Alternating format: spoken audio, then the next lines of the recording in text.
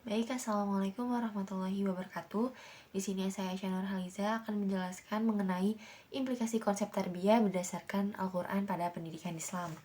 Nah, adapun tabel of content yaitu pertama ada tujuan penelitian, latar belakang, metodologi, pembahasan, kesimpulan, dan daftar pustaka.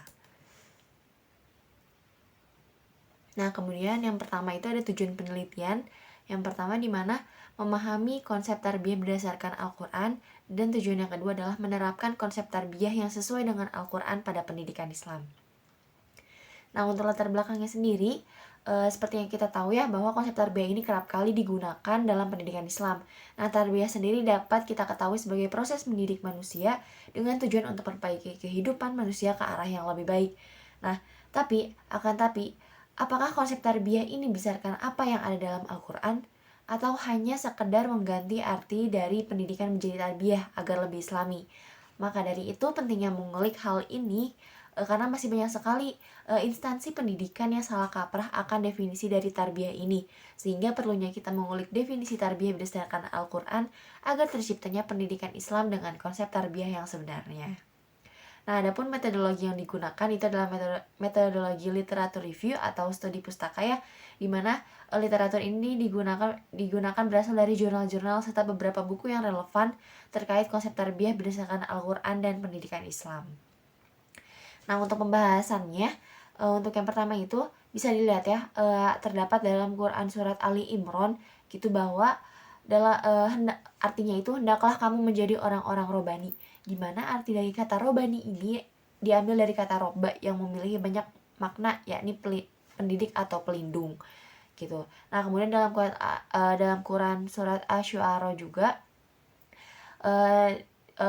ada artinya Fir'aun menjawab, bukankah kami telah mengasuhmu di antara keluarga kami waktu kami masih kanak-kanak dan kamu tinggal bersama kami dari beberapa tahun umurmu. Nah, dari ayat itu ada dari Nurobika, Robaya Robu Robban, itu artinya mendidik atau mengasuh gitu. Nah, dari dua ayat Al-Quran ini dapat diartikan bahwa konsep tarbiyah itu merupakan proses mendidik manusia dengan tujuan untuk memperbaiki kehidupan manusia ke arah yang lebih baik atau sempurna. Ia bukan saja dilihat proses mendidiknya saja, tetapi merangkumi proses mengurus dan mengatur supaya perjalanan kehidupan berjalan dengan lancar. Nah, dari pengertian tersebut itu ya, dalam konteks luas pengertian pendidikan Islam itu meliputi 4 unsur. Yang pertama itu unsur memelihara dan menjaga fitrah, kemudian mengembangkan seluruh potensi menuju kesempurnaan dan mengarahkan seluruh fitrah kemudian menuju kesempurnaan, dan yang terakhir itu melaksanakan pendidikan secara lengkap. Nah, jadi istilah tarbiyah ini memberikan pengertian mencakup dari aspek pendidikan, aspek kognitif, afektif, dan psikomotor. Dan tidak juga kepada jasmaniah, tetapi juga kepada aspek rohaniah. Maka dari itu, pendidikan Islam juga harus menerapkan konsep berdasarkan pengertian definisi ini untuk menciptakannya generasi-generasi Islami menjadi insan kamil.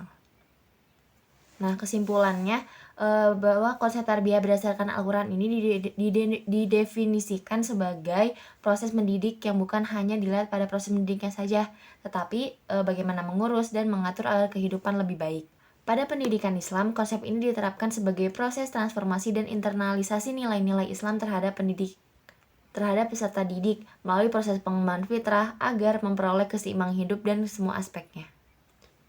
Dan ada beberapa daftar pustaka ya yang diambil pada beberapa literatur, bisa dilihat. Mungkin cukup sekian yang bisa saya sampaikan. Atas kekurangannya mohon maaf. Wassalamualaikum warahmatullahi wabarakatuh.